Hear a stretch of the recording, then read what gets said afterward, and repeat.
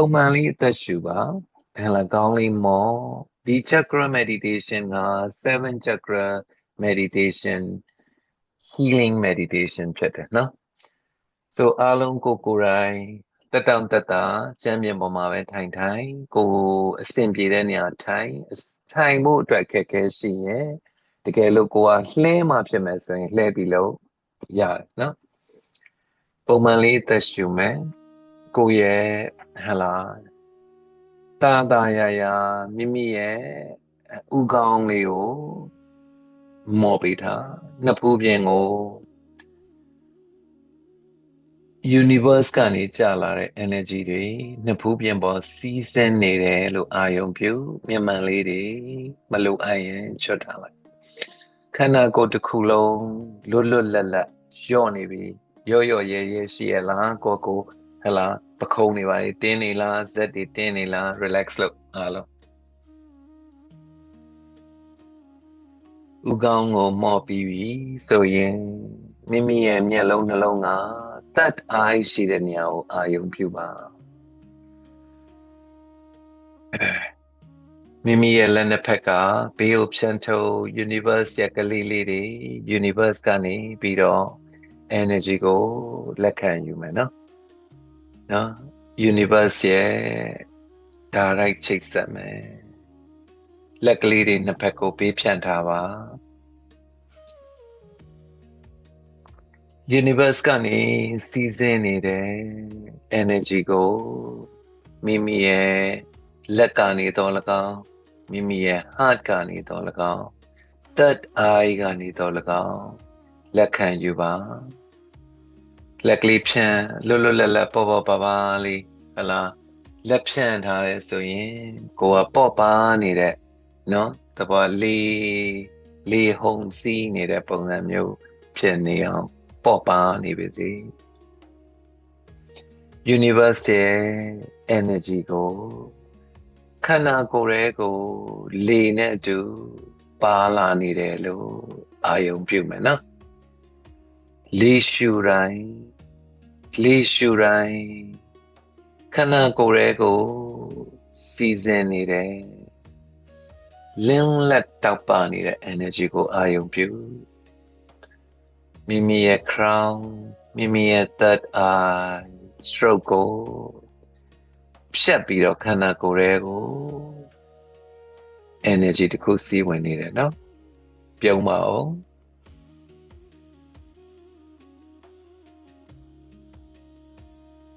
လေးရှူလိုက်တဲ့အချိန် root ကိုအပေါ်ပင်ထားမယ်လေးကိုထုတ်လိုက်တဲ့အချိန်မှာ root ကိုလွတ်ပေးလိုက်မယ်နော်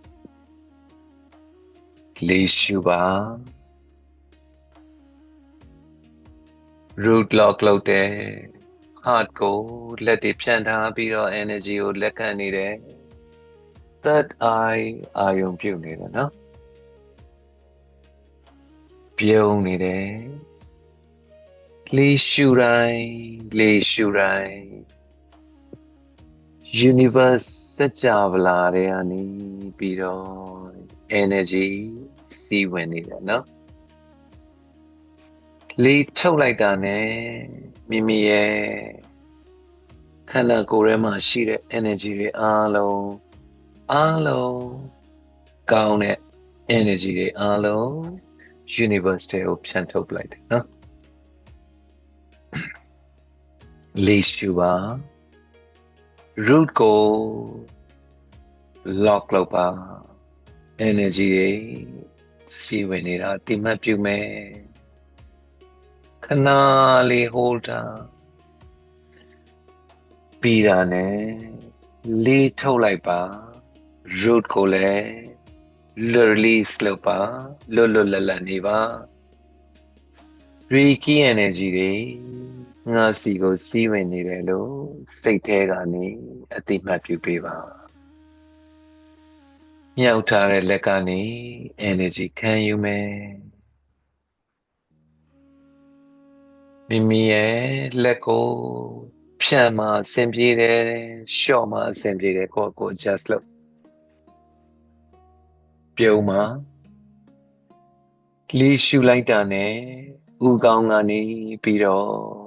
ခန္ဓာကိုယ်ရဲ့ကိုစီဝင်နေတယ် chakra အားလုံး activate စလုပ်တယ်နော်မိမိရဲ့အနီရောင် root chakra အလင်းတန်းကြီးစပြီးတော့လဲတော့မယ်နော် root ကို healing ပေးမယ်မိမိရဲ့လက်နှစ်ဖက်နဲ့ root chakra ပေါ်မှာခပ်ဖွားဖွားလေးတင်ထားပါလေကိုအစာဆုံးရှူ root ကိုပင်တင်ထားလေကိုရှူတဲ့အခါလေဟာ root ထိရောက်အောင်ရှူပါ root ကို lock လုပ်တာနီးရဲနေတဲ့ root ကိုအာယုံပြု hold ထားမယ် healing ပေးနေပါ root ကို healing ပေးခါလေးစံပြုံးနေတဲ့ energy ပိုင်ရှင် Reiki healer မိမိရဲ့ root ကို healing ပေးနေတယ်နော်အောင်ထားတဲ့အသက်ကိုလမ်းဆိုပြီးတော့ထုတ်ပြီးတော့လေကိုထုတ်မယ်နော်တဘာဝလောကကြီးတစ်ခုလုံးကိုမိမိရဲ့ positive energy တွေထုတ်လိုက်တဲ့လေနဲ့အတူတူ positive energy တွေပြန့်နှံ့သွားပြီနော်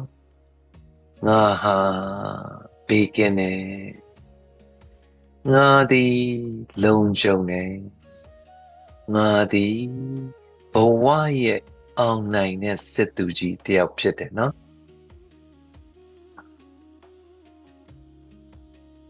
root ကို healing ပေးနေတယ် root ကို healing ပေးနေတယ်အာယုံပြုပါ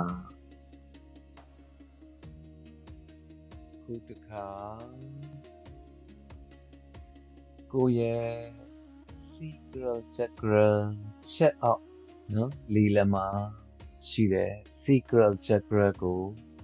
healing ပေးမှာဖြစ်တယ်နော်အင်မတန်လှပတဲ့လိမ်မော်ရောင်လင်းနှန်းကိုကိုကပြောင်းပြီးတော့အာယုံပြုပေးမယ်နော် sacral chakra healing ပေးမယ် sacral chakra ဟာလိမ်မော်ရောင်ဘိန်းလုံးကြီးမိမိရဲ့စီးကုံနေရာမှာလက်ပတ်နေတယ်နော်အာယုံပြုမိမိရဲ့ Reiki လက်နဲ့ sacral ပေါ်တင်ထားပြီးလေကိုအစဆုံးရှူ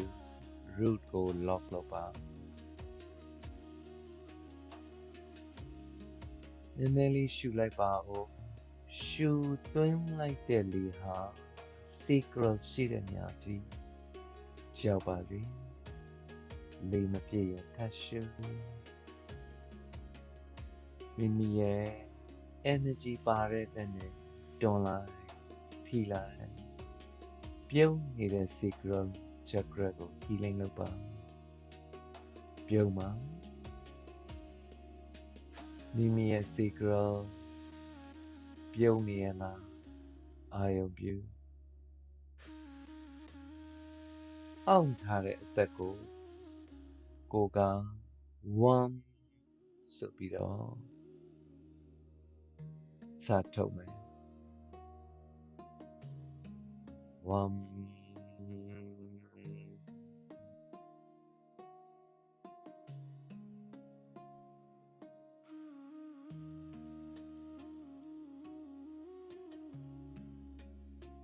ငါသည်ငါဘဝကိုငါပျော်ရွှင်စွာဖြတ်သန်းနိုင်တယ်နော်ငါတီထွင်ကြံစမှုအားကောင်းတယ်နော်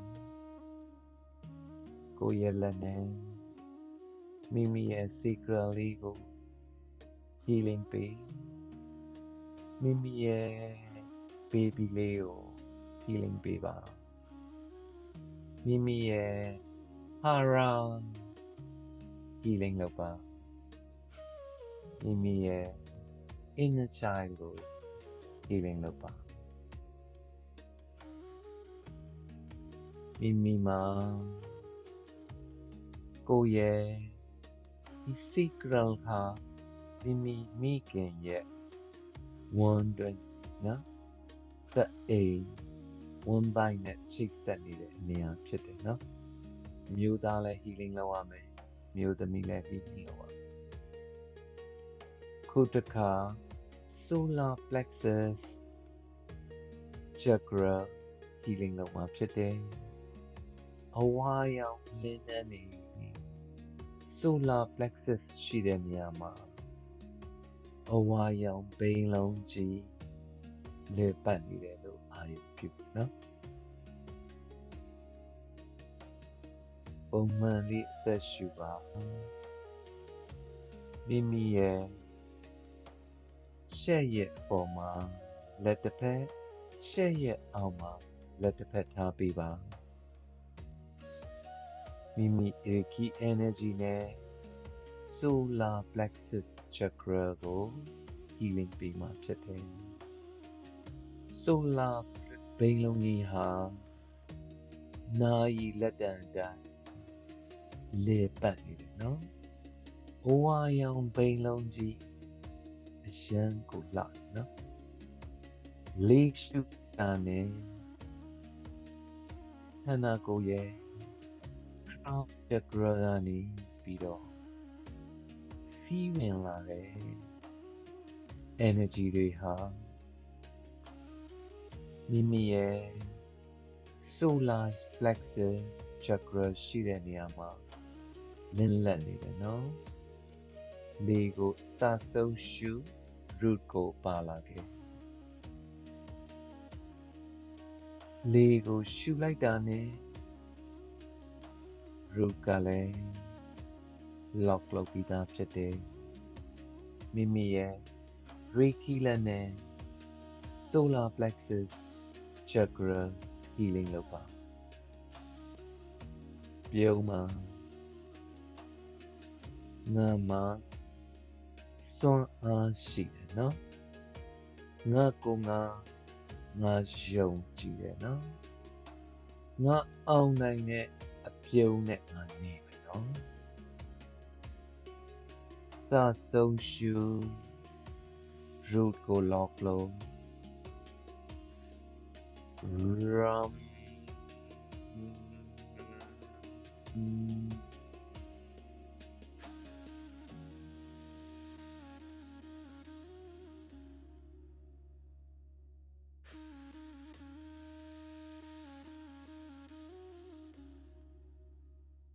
solar ဘိန်းလုံးကြီးလေပတ်နေတယ်ခန္ဓာကိုယ်ရဲ့အနေပြီးတော့ positive တကယ် healing energy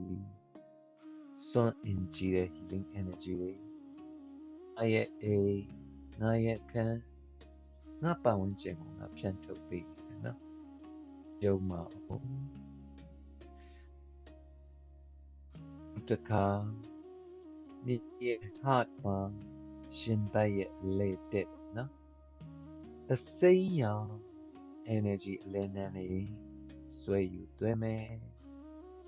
လေးရှူရာနဲ့ဒီအစိမ်းရောင်အလင်းနှန်းနေခန္ဓာကိုယ်ရဲ့ heart chakra ရှိတဲ့နေရာမှာအာယုံပြုမယ်စိတ်ပြီးတော့လှပနေတဲ့ခြေရောင် energy တွေမိမိရဲ့ chakra ဘေးမှာဝိုင်းရံနေနော်မိမိရဲ့ Reiki လက်နှစ်ဖက်နဲ့မိမိရဲ့ heart ပေါ်မှာ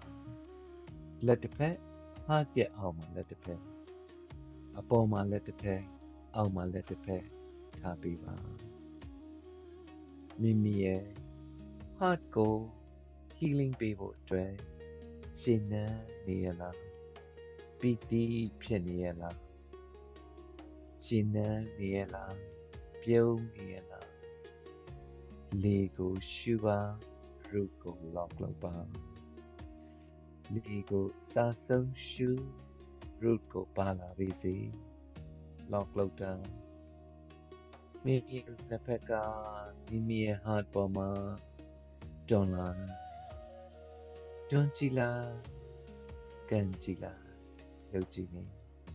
ပြုံးပြုံးလေး healing ယူပါ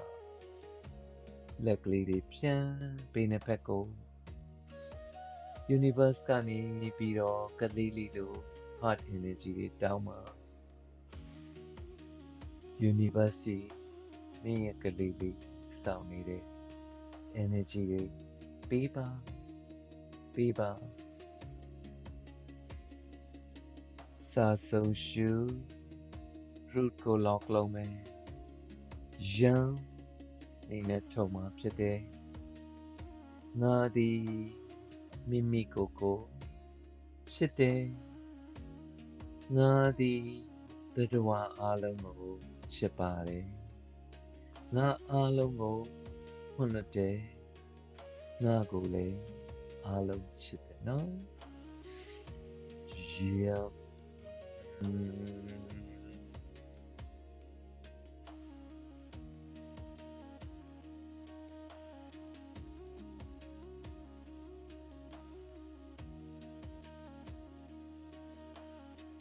ခုချိန်မှာမိမိရဲ့ချုပ်လိုက်တဲ့ဒီတွေနဲ့အတူမိမိရဲ့နှလုံးအိမ်ကိုပြန်ပြီး healing ပေးအားလုံးထွက်သွားတဲ့ energy အားလုံးတွေမိမိပတ်ဝန်းကျင်မှာ healing လုပ်တာဖြစ်တယ်နော်ခုတစ်ခါ throat လဲတဲ့နေရာမှာအပြာရောင်လင်းနှံကိုအာရုံပြုမယ်ကိုယ်ကမှန်ကန်တဲ့အရာကိုရဲဝံ့စွာပြောဆိုမယ်ကိုယ့်ရဲ့အာရုံမိမိအစဆုံးသက်ကိုရှုမယ် throat ကို healing ပေးမှာဖြစ်တဲ့အတွက် healing လက်နဲ့ throat ကို cover လုပ်တာ healing ပေးမယ်လေကိုစဆုံးရှုမယ် root ကို lock လုပ်ပါ universe ကနေလေရှုတိုင်းမိမိရဲ့ throat energy ကိုမိမိရဲ့အပြာရောင်ပင်လုံးကြီးလေပင်တစ်ဝိုက်မှာလဲအာရုံပြုနော်လေကိုစဆုံးရှု root ကို lock လုပ်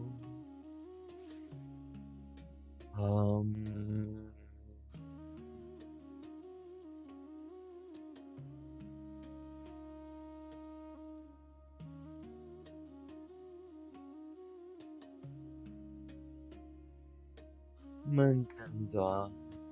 ပြောဆိုတတ်တယ်ငါသည်ရဲဘော်ပြတ်အားနော်ငါရဲ့အတန်ဟာကြည်လင်နေငါသည်တရားမြတ်တာနော် healing ပေးပါ stroke ကို healing ပေး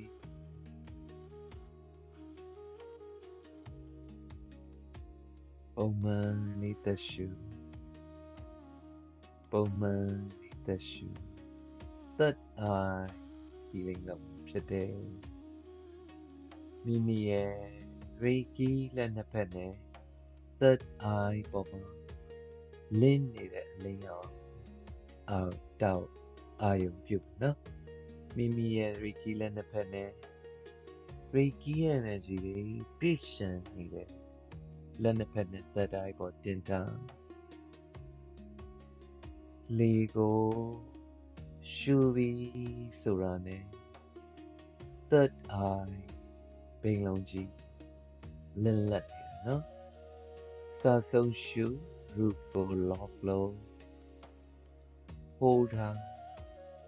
root ကို lock လုပ်ရင် third eye ပေါ်မှာအာရုံပြုနှစ်ဖူးလေးတွေပင်တာမျက်လုံးနှစ်ဖက်ကလည်း third eye ပေါ်ထားထား third eye healing ပေးနေတယ်ရှူထားတဲ့လေလေးကိုအလင်းတင်သလို10စက္ကန့်ကနေ30စက္ကန့်ထိ hold ထားမယ်နော် hold လေကိုနည်းနည်းထပ်ရှူလို့ရရင်ရှူကြည့်ပါဦး root ကို hold ထား သက်တိုင်းကိုအာယုံပြုချုပ်လိုက်တာနဲ့အိုးနဲ့ထုံမှာဖြစ်တယ်ငါသည်အရာရာကိုရှင်းလင်းပြတ်သွားစွာမြင်နိုင်တဲ့သူဖြစ်တယ်ငါမှာဝမ်းတွင်သိစိ intuition နဲ့မြင့်တက်နော်အိုး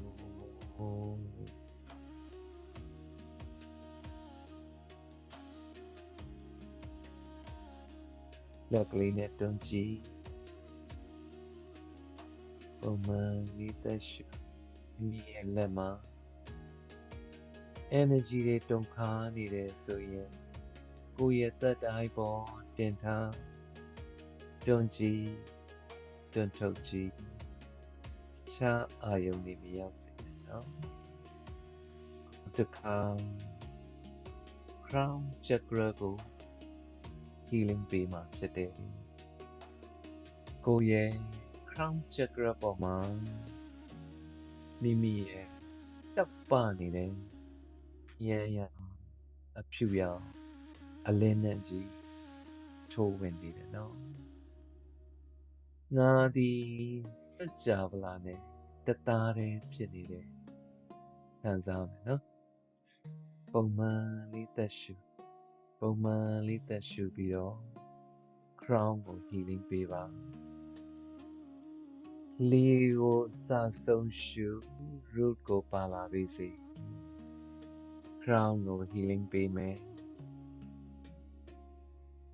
မိမိရဲ့လက်နှစ်ဖက် crown ပေါ်တင်ပြီးတော့တွန်းလာဆုပ်လာတွန်းလာနောက်တွန်းကန်ကြည့်နော်ပြုံးပြုံးလေး healing ပေးပါမိမိရဲ့ crown ဟာလင်းလက်နေတဲ့သူအာရုံပြုစာဆုံးရှုအိုး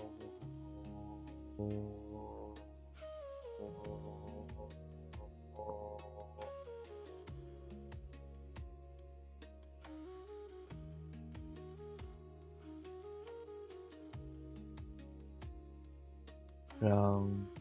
healing လုပ်ပြီးပြီလက်နှစ်ဖက်ကိုဒူပေါင်ပေါ်တင်ထားပြီးအခုတစ်ခါ chakra ခုနှစ်ခုလုံးသက်ဆိုင်ရာ energy တွေ healing ဖြစ်သွားပြီတောက်ပပြီးတော့ဟန်ချက်ညီညီနဲ့လက်ပတ်နေတဲ့သဘောရုပ်ပြုကိုယ့်ရဲ့ chakra ခုနှစ်ခုလုံးကိုတစ်ခုချင်းသွားကြည့်ပါ root sacral solar heart third eye throat crown အားလုံးကိုလိုက်ကြည့်မယ် crown ကနေပြီးတော့စီဝင်နေတဲ့လက်ကိုဒူပေါင်ပေါ်ပဲတင်ထား crown ကနေစီးဝင်နေတဲ့ energy တွေဒီ 7 chakra ခုနှစ်ခုလုံးကိုအကုန်လုံးတစ်ခုချင်းကိုလာပြီးတော့ရစ်ပတ်နေတယ်နော်ရွှေရောင်တရောင်လေးဖြစ်သွားပြီခုတစ်ခါခန္ဓာကိုယ်ကြီးထဲမှာလေရှူလိုက်တာနဲ့ crown ကနေစီးဝင်နေတဲ့ energy တွေရွှေရောင်အလင်းနန်းကြီးတစ်ခုဖြစ်နေပြီနော်ဒီ9ရောင်လုံးပေါင်းဆက်ပြီးတော့စင်ကြယ်နေတဲ့ရွှေရောင်အလင်းနန်းကြီးခန္ဓာကိုယ်တွေကိုစီးဝင်နေနော်ခန္ဓာကိုယ်ရဲ့အောက်ဆုံးကနေစပြီးတော့ crown ရှိတဲ့နေရာထိရွှေရောင်ပလင်းဖြစ်နေတယ်နော်အာယုံပြုပြီးတော့လက်ခံပေးဒီအလင်းနန်းကြီးကိုငြိမ်ပြီးတော့အာယုံခံစားပီတိတွေဖြာကျဉ်းတတ်နေပါ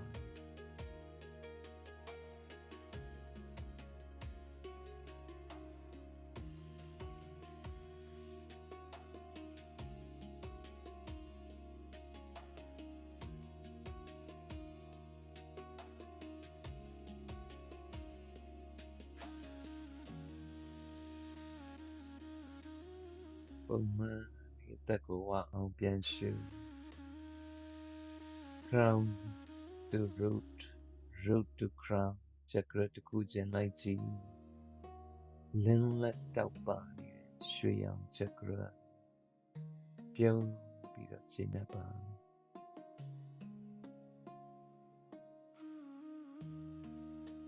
ရှင်းနေပါ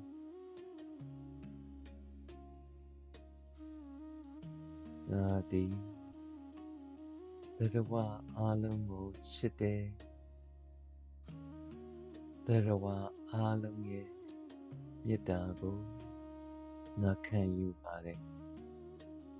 ငါအားလုံးကိုချစ်ပါတယ်အသက်ကိုတေချာဝအောင်ရှုလက်ဖွားနှစ်ဖက်ကိုတတလေးပုတ်လိုက်ပါ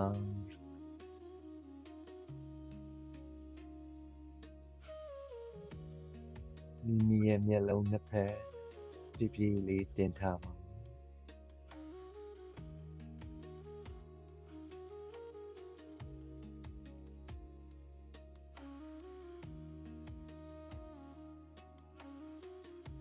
မိမိရဲ့မျက်လုံးပေါ်မှာအုပ်ထားပါတင်ပလိုက်ပါကပ်ပြီးတင်ပလိုက်ပါမျက်လုံးနှစ်ဖက်ပေါ်ကပ်ပြီးတင်ပလိုက်ပါမျက်လုံးတွေဟာကိုယ့်ရဲ့လက်တွေတန်လိုက်တတ်တယ်လို့ပဲဟလာ healing energy တွေရွာစီလေးတွေဖြစ်နေပါလိမ့်မယ်ပို့လိုက်တဲ့အချိန်မှာလည်း healing energy ဟလာတွေ့မယ်နော်ပုံမှန်လေးတွေကိုဝအောင်ရှုပါမိမိရဲ့ crown ကနေစပြီးတော့ဒီမိမိရဲ့ healing လက်နဲ့ဖြည်းဖြည်းချင်း chakra crown third eye throat heart aura cleansing လိုက်လို့ solar sacral root ပေါင်းကိုပတ်ပြီးတော့အောက်ကိုခြေသလုံးအောက်ထိခြေချင်းဝတ်တိအားလုံးအောက်ထိသွားကဲ root ကိုဖြတ်တိုင်းလက်ကလေးကပေးကဲအားလုံးကျေးဇူးတင်ပါတယ်နမစတေပါ